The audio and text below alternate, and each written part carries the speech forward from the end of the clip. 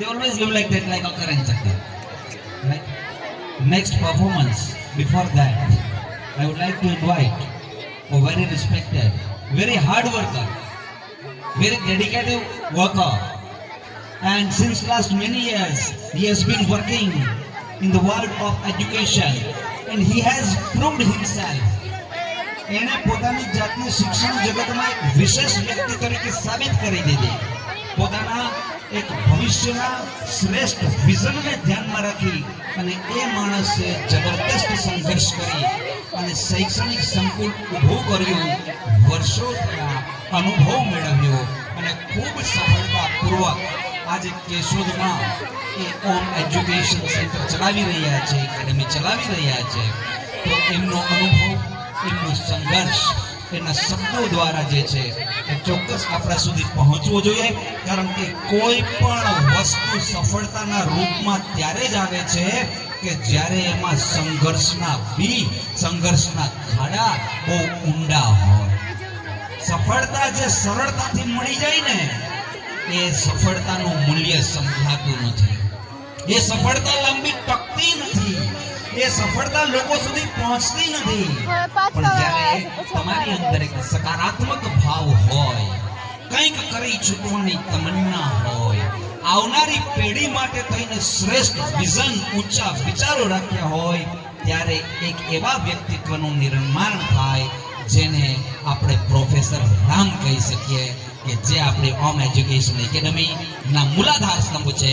એમને હું વિનંતી કરીશ કે અહીંયા મંચ પર આવે અને પોતાના વિચારો જે છે એ આપની સમક્ષ રજૂ કરે. માનનીય શ્રી રામ સાહેબ, પ્લીઝ પ્લીઝ પ્લીઝ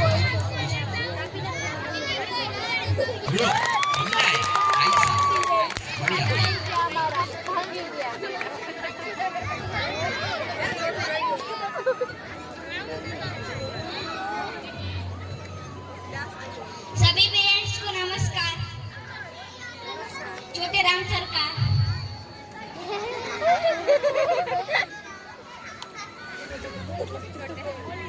નમસ્કાર.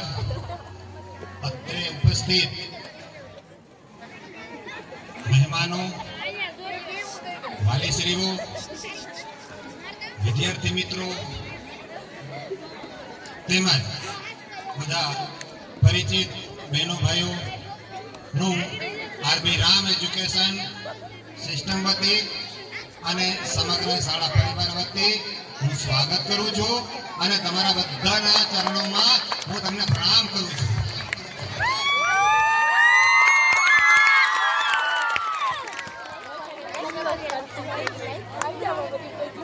વાલી મિત્રોને મારી ખાસ વિનંતી કે જે બાળકોનું પરફોર્મન્સ રજૂ થાય છે તો બધા બાળકો માટે આપણે જોરદાર ઊંચા હાથ રાખી તાળીઓ પાડો. તો વાલી મિત્રોને મારી વિનંતી કે બધા ઊંચા હાથ કરી તાળીઓ પાડો, બાળકોને વધારે. આપણી સંસ્થા 2019 થી લઈ અને 2025-26 સુધી પહોંચી છે.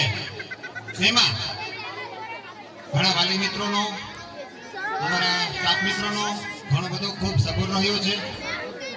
મિત્રો, શિક્ષણ વસ્તુ છે ને એ આપણા જીવન સાથે, માણસના જન્મ સાથે, પૃથ્વીના સર્જન સાથે સંકળાયેલી છે. અને મારે તમને બે વાત કરવી છે.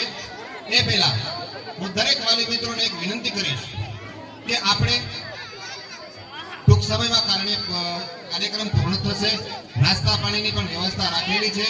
કોઈ પણ વાલી મિત્ર કદાચ કોઈની ઉતાવળ હોય તો નાસ્તો કર્યા વગર જાય નહીં. આપણી સંસ્થાના બધા બાળકોના, વાલીઓના સન્માન માટે અમે હાજર છીએ. તમારા સત્કાર માટે અમે હાજર છીએ. તો કોઈ વાલી મિત્રો નાસ્તો કર્યા વગર જાય નહીં. બરાબર? હવે હું મારા બે શબ્દોમાં મારા બધા વાલી મિત્રોને અમુક સલાહ, સૂચન કહું છું. મિત્ર, એક દોહો છે સંસ્કૃતની અંદર, હિન્દીની અંદર, ગુજરાતીમાં. तुलसी नर क्या बड़ा, तुलसी नर क्या बड़ा, समय भला बलवान, भीले लूटी गोपियां वही अर्जुन वही बा મિત્રો સૌથી જો બળવાન હોય તો સમય છે અને હું અને તમે આપણે જે માન આપીએ છીએ એ માત્ર હોદ્દાને માન આપીએ છીએ વ્યક્તિને નહીં એટલે અહીંયા બેઠેલ બિઝનેસમેનો છે ખેતી સાથે જોડાયેલા મિત્રો છે નોકરીઓ કરે લોકો છે એ બધાને મારી વિનંતી કે શિક્ષણ છે એ આ પાયામાં સંકળાયેલું છે જ્યારે ભવિષ્યમાં કોઈ પણ વ્યક્તિને હોદ્દો મળે ત્યારે જેટલા તમે ઊંચા જાઓ જેટલો હોદ્દો તમારો ઊંચો હોય એટલા જ નમજો એવું નહીં વિચારતા મળી જવા દે હોદ્દો પછી ખબર કારણ કે હોદ્દો મળ્યા પછી તમારા વિરોધ પક્ષમાં જે છે ને એને પેલા માનો એ શિક્ષણ છે એ શિક્ષણ છે એની હું વાત કરું છું તમને વર્ષો પહેલા અમેરિકાની અંદર ઓઇલ ઇન્ડસ્ટ્રીઝના માલિક જેડી વોટસન એ અમેરિકાની ઓઇલ ઇન્ડસ્ટ્રીઝના માલિક એના એક વર્કરથી એક ભૂલ થઈ ગઈ અને 2 મિલિયનનું નુકસાન ગયું કેટલું 2 મિલિયન હવે એને એમ થયું કે હવે મારા માલિક મને ફાયર કરી નાખશે કંપનીમાંથી કાઢી મૂકશે મારી ઉપર કેસ કરશે લોરેન્સની ઓફિસમાં તેના કર્મચારીને બોલાવવામાં આવ્યો જોજો લોરેન્સ એ કર્મચારી પહેલી વખત લોરેન્સની ઓફિસમાં જાય છે કારણ કે સામાન્ય વર્કરને એની ઓફિસમાં જવાની પરમિશન નથી હોતી અવળી મોટી કંપનીનો માલિક એની ઓફિસમાં બોલાવે છે કાગળ કાઢે છે એને કહે છે કે તમે ખૂબ સારું કામ કર્યું છે કંપની માટે આટલા તમે સારા કામ કર્યા છે આટલા કર્મચારીઓ ને સાથે તમે સારું વર્ક કર્યું છે કંપનીને ઘણી ઊંચે લઈ ગયા છો પણ 2 મિલિયનનું આજે એક વખત નુકસાન ગયું છે અને તમારા મનમાં અત્યારે એવું ચાલી રહ્યું છે જો કંપની મને ફરી બીજો મોકો આપે તો હું 2 મિલિયનનું નુકસાન છે વ્યાજ સહિત ભરપાઈ કરીશ એવો તમારા મનમાં એવો વિચાર ચાલે છે એ પણ મને ખબર છે તો મેં તમને એટલા માટે બોલાવ્યા છે કે તમને ફાયર કરવા માટે નહીં તમને એક્ઝિટ કરવા માટે નહીં પણ તમારું પ્રમોશન કરવા માટે મેં તમને બોલાવ્યા છે આ હોદ્દો છે વિચારજો કોઈ પણ વ્યક્તિની ભૂલ થાય તો આપણે એક સામાન્ય નોલેજ તરીકે શું વિચારીએ ચાલો અમારી સંસ્થામાંથી અમારી કંપનીમાંથી તમે એક્ઝિટ થાવ છો આ વ્યક્તિએ શું કર્યું એને પ્રમોશન આપ્યું અને એ વ્યક્તિએ રાત દિવસ એક કરી અને 2 મિલિયનનું વ્યાજ સાથે ભરપાઈ કરી અને કંપનીને પ્રોફિટ કરાવી મિત્રો ઘણી વખત તમે હોદ્દા સાથે સંકળાયેલા હોય ત્યારે તમારી સાથે કામ કરતા કર્મચારીઓ છે એ કર્મચારીઓની રિસ્પેક્ટ કરી અને અમુક એને મોકા આપવા આ શિક્ષણ છે અને આ કોણ શીખવે શિક્ષણ મિત્રો બીજી વાત આપણે બધા વાલીઓ છે પોતાના બાળકોને સ્કૂલે મોકલે છે બધા પેરેન્ટ્સ પોતાના બાળકને સ્કૂલે મોકલે છે શું કામ દરેક માતા પિતાને એવી અપેક્ષા છે મારું બાળક કંઈક એવું કરે સમાજમાં નામ રોશન કરે એવી ઈચ્છા સાથે આપણે સ્કૂલે મોકલીએ છીએ મને ઘણા પેરેન્ટ્સ કહેતા હોય સર આમાં કંઈ ઘટવા ન દેતા બાળકો મિત્રો એક ખાસ મારું કહેવાનું છે કે તમારા બાળકને તમારે શ્રેષ્ઠ મજબૂત બનાવવો હોય બિઝનેસમેન બનાવવો હોય જીપીએસસી યુપીએસસી પાસ કરી ક્લાસ 1 અધિકારી બનાવવો હોય તો એને તમે છત્રછાયા જે આપો છો એ છત્રછાયા બાળકને જોઈએ એટલે આપો પરંતુ એ ભવિષ્યમાં પાંગડો બને એટલી એને હેલ્પ ન કરો એટલી એને સહાય ન કરો એને મજબૂત બનવા દો શિયાળાની ઠંડી હોય તો ઠંડીનો અહેસાસ પણ થવો જરૂરી છે ઉનાળાનો તડકો હોય તો તડકોનો અહેસાસ પણ થવો જરૂરી છે એમ બાળકને અમુક પરિસ્થિતિ માતા પિતાની પરિસ્થિતિ સુખ દુઃખ શું કહેવાય છે એ એને ખબર હોવી જોઈએ મિત્ર એક વાત કરો કરોડપતિ માણસ હતો જોજો આપણે આપણા બાળકને સપોર્ટ આપીએ છીએ ને, એક સહેજ વાગી ગયું હોય તો આપણું બેટા કેમ શું થયું, કોઈ ટીચરે મારી દીધું, ફોન કરીએ છીએ, બાળકને મારતા નહીં. એટલી બધી છત્રછાયા આપણા બાળક માટે ક્યારેક નુકસાન પણ બને છે. શું કામ? એને એટલું પીઠબળ આપી ન, આપણે એટલું પીઠબળ ન આપવું જોઈએ કે આપણું બાળક છે એવું વિચારી લે કે મારે તો છે ને.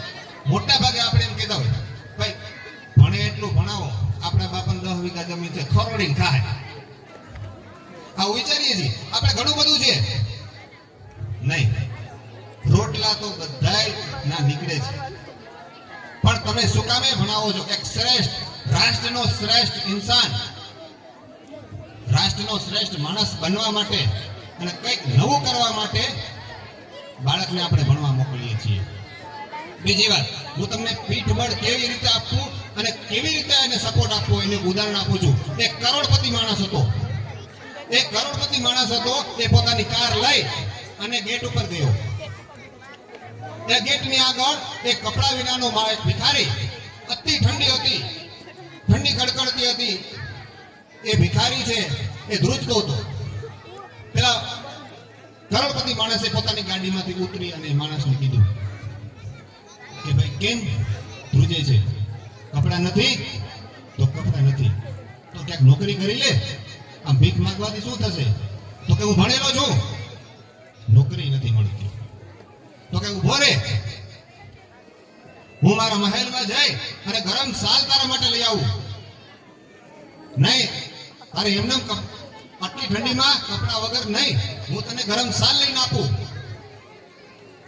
પેલો અમીર માણસ જાય છે પોતાના મહેલમાં જાય અને ભૂલી જાય છે કે મેં બહાર ઉભેલા એક ભિખારીને મેં વચન આપ્યું હતું કે હું ગરમ સાલ લઈને આવું છું. એ ભૂલી જાય છે.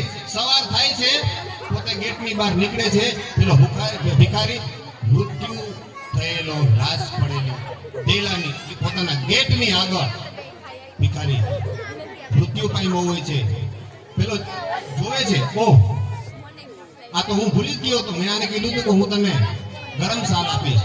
અને એના હાથમાં એક ચિઠ્ઠી હોય છે, હાથમાં એક ચિઠ્ઠી હોય છે. એ ચિઠ્ઠી ખોલે અને પેલો અમીર માણસ વાંચે છે. એ ચિઠ્ઠીમાં શું લખેલું હોય છે ખબર?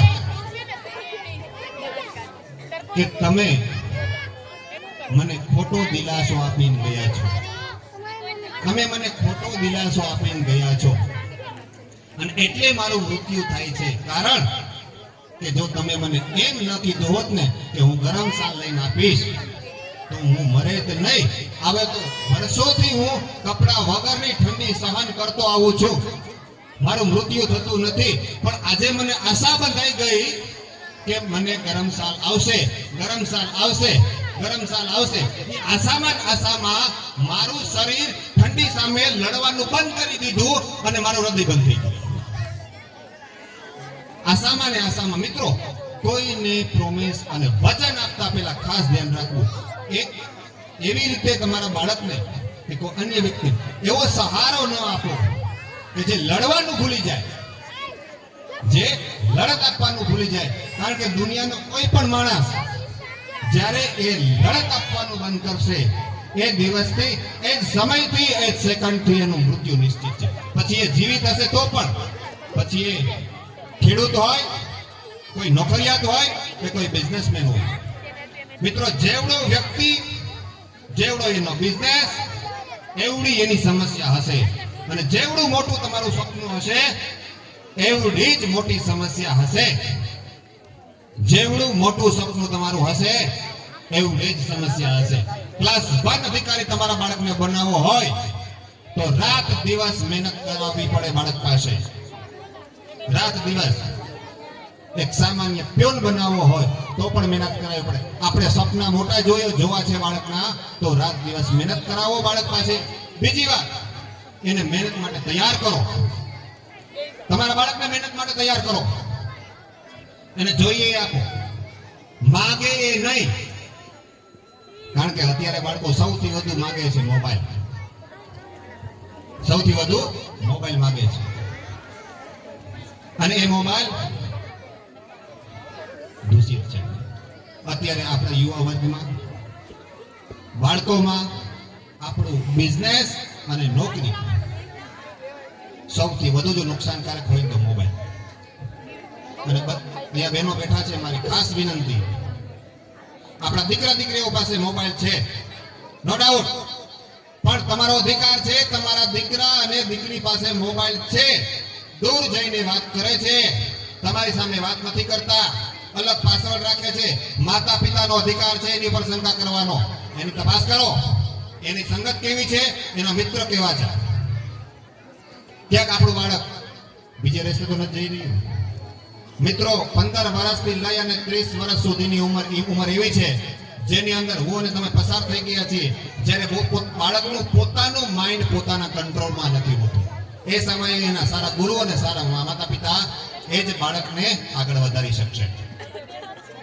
એટલે મોબાઈલ આપતા પહેલા બહેનો ભાઈઓ ખાસ, દરેક ઘરે મોબાઈલ છે 5-5. હું વાલીઓના ઘરે જતો હોય, મેં કોઈ વાલીના ઘરે કોમ્પ્યુટર નથી જોયું. એ દુઃખની વાત છે. 15,000 નો મોબાઈલ આપણે બાળકને લઈ ગઈ, 12,000 નો કોમ્પ્યુટર નહીં લઈ દેતા. તો આજથી એક સંકલ્પ કરીએ કે બાળકને મોબાઈલ આપીએ, પણ એનો હેતુ ખબર હોય તો જ. વધુ તમારા બધાનો સમય નહીં લઉં. મારે આજે ફરી એક વખત કહી દઉં, આપણા એન્યુઅલ ફંક્શન, આપણી સ્કૂલનું પ્રથમ એન્યુઅલ ફંક્શન છે, અને આ નાનું છે, કારણ કે શરૂઆત હંમેશા નાની હોય. શરૂઆત હંમેશા નાની હોય છે. નહીતર આજે બધા કરોડપતિ હોય, અને જો બધાય કરોડપતિ હોય તો કામ કોણ? આજે ટૂંક સમયમાં સમસ્યા આવી ગઈ છે, મજૂર મળતા નથી, આપણે સારા માણસ મળતા નથી. કહેવાનો મિનિંગ, તમે બધા આપણા પ્રથમ એન્યુઅલ ફંક્શનને સફળ બનાવવા માટે તમારો કિંમતી સમય બગાડીને હાજરી આપી છે. એ બદલ અમારા શાળા પરિવારને બાળકો વતી ફરી તમારા બધાનો હું ખૂબ ખૂબ આભાર માનું છું. તમારા બધાના ચરણોમાં મારા પ્રણામ. Thank you so much. Thank you so much. નમસ્કાર વાલી મિત્રો. छोटा रामचंद्र प्रणाम स्वीकार करजो. मैं चाहता हूँ कि आगे चल के